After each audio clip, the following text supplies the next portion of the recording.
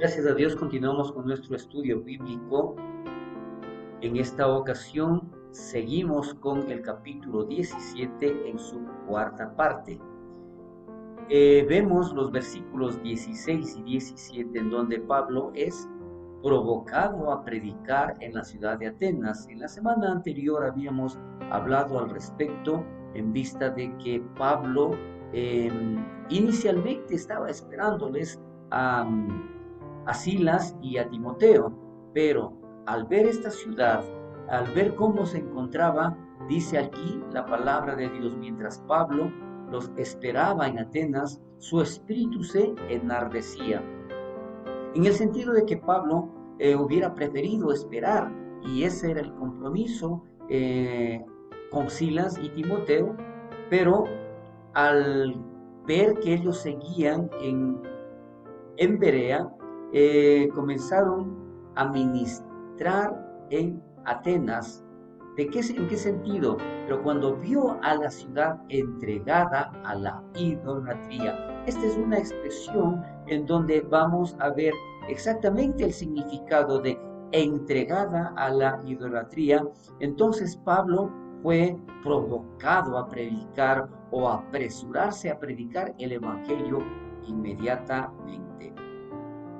Decía que cuando Pablo navegó a Atenas desde el mar, cerca de Berea, porque recordemos que Berea no estuvo al mar, sino que estuvo cerca, llegó a una ciudad en la que probablemente nunca había estado antes, y como cualquier turista estaba listo para ser impresionado por esta famosa e histórica ciudad, que cientos de años antes fue una de las ciudades más gloriosas e importantes del mundo.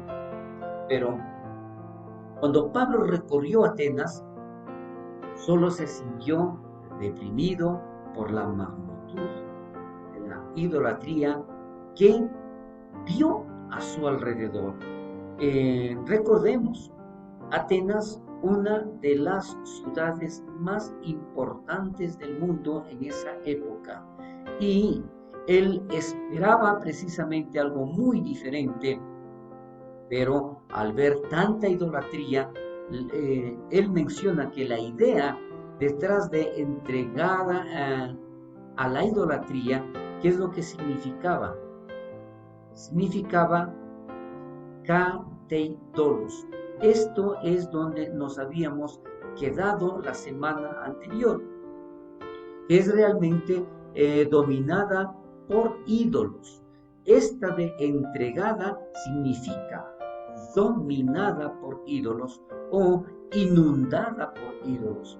Pablo entonces vio que la belleza de Atenas, teniendo lo mejor de los escultores y arquitectos griegos, podían ofrecer, pero toda esa belleza no honraba a Dios. Así que lo que no lo impresionó para nada la forma como esta ciudad estaba edificada, estaba diseñada, pero era solamente para los ídolos o para la idolatría. Entonces aquí vamos a ver que Pablo, recordemos en ciudades anteriores, lo único que él o lo principal que él buscaba era una sinagoga para predicar la palabra de Dios.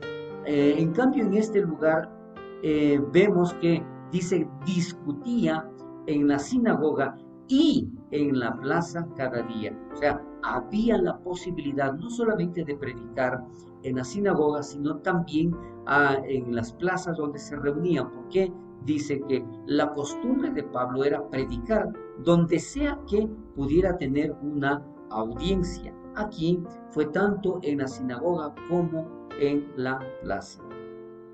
Vemos entonces que definitivamente la situación se da a través de cómo los que concurrían, de aquellas personas interesadas, de aquellas personas que buscaban aquí no a un dios, sino a varios dioses por la idolatría, tenían curiosidad simplemente por escuchar a cualquiera que se presente.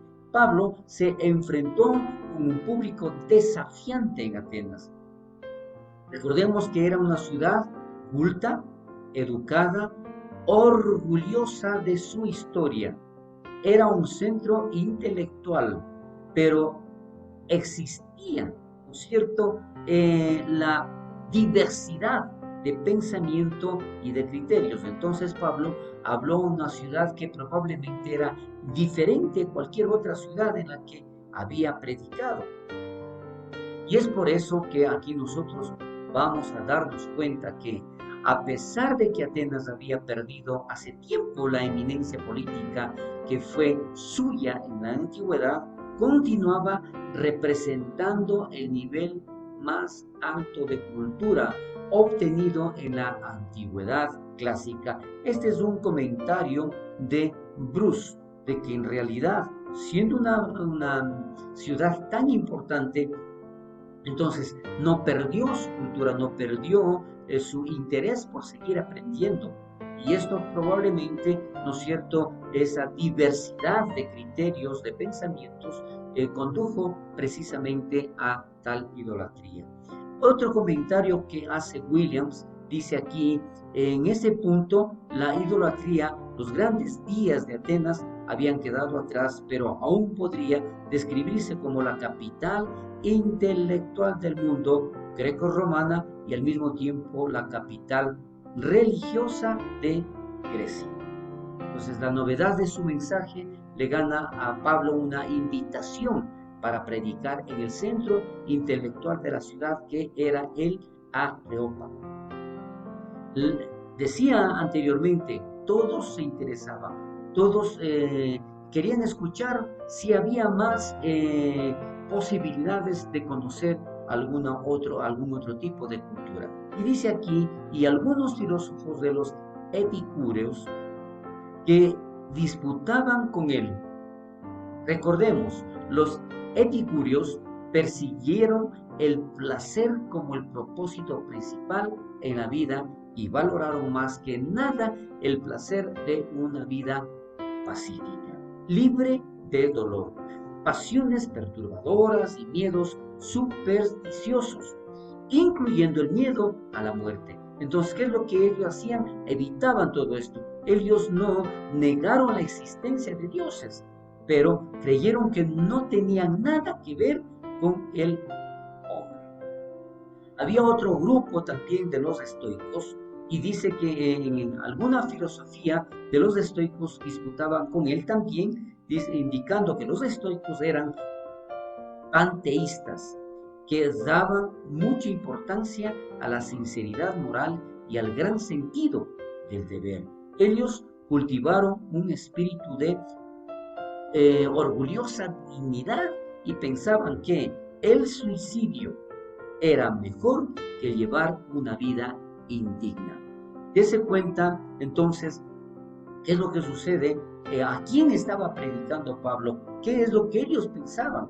¿Por qué? Recordemos también que los estoicos creían que todo era Dios y que Dios estaba en todo, así que creían que todas las cosas buenas o malas eran de Dios y por lo tanto nada debía ser resistido, y creían que no había ninguna dirección en particular o destino para la humanidad.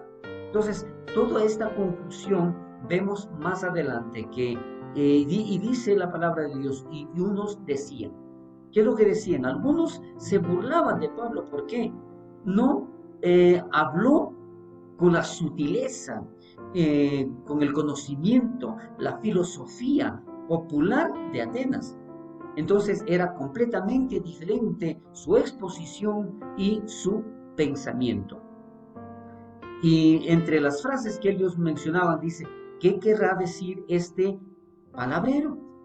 Otros pensaban que Pablo era un exótico predicador de nuevos dioses, cosa que también a ellos les interesaba de una manera errada. Les predicaba el evangelio de Jesús, Pablo es precisamente, sin importar la diferencia de cultura, la forma como ellos pensaban, Pablo les predicaba el Evangelio de Jesús y de la resurrección. A pesar de que Pablo habló en un lugar diferente, a un diferente tipo de audiencia, su mensaje no cambió ni en Atenas. Él se enfocó en Jesús y la resurrección. Porque todos los atenienses y los extranjeros residentes allí en ninguna otra cosa se interesaban sino en decir, en oír algo nuevo. Fue la novedad del mensaje de Pablo lo que ganó la invitación a este lugar llamado el Areópago. Entonces, estos antiguos griegos amaban tener un flujo constante y siempre cambiante de noticias y de información. Vemos aquí entonces que más adelante, en los versículos 18 al 21, la novedad de su mensaje le gana a Pablo una invitación para predicar en el centro intelectual de la ciudad de el Areópago. A principios del siglo XIX, aquí vamos a hacer un comentario muy importante. Adam Clarke describió la situación de una época y parece que es una más cierto de nuestro tiempo, si comparamos con lo que sucedió y con lo que hoy está pasando. Esta es una característica sorprendente de la ciudad de Londres en la actualidad y de muchas otras ciudades. La comezón por noticias que por lo general argumentan una mente humana, mundana, superficial o inestable. Es increíblemente predominante el deseo, el anhelo de conocer más y más noticias sin importar qué tipo de noticia sea. Incluso los ministros del Evangelio, negligentes de su función sagrada, se han convertido precisamente en esto, en que tratan de entregar algo que los demás quieren escuchar sin importar lo que sea. Este sentido de los atenienses de tal forma que el libro de Dios no es leído ni estudiado con la mitad siquiera de la avidez y el espíritu que como un periódico. Sí, lamentablemente muchísimas personas prefieren leer un periódico y lo hacen con tal avidez que al momento de presentar la Biblia no lo hacen de esa forma. Entonces, no es de extrañarse que tales personas se conviertan en predicadores políticos y sus sermones no sean mejores que cáscaras para cerdos. Menciona aquí este comentarista. A estos, entonces, no se les está dando el alimento necesario a esas ovejas hambrientas del deseo de tener a un Dios todopoderoso, a un Dios que realmente edifica, cambia, transforma y alimenta espiritualmente. Entonces, esto es lo que nosotros podemos ver entre lo que es Atenas y la actualidad.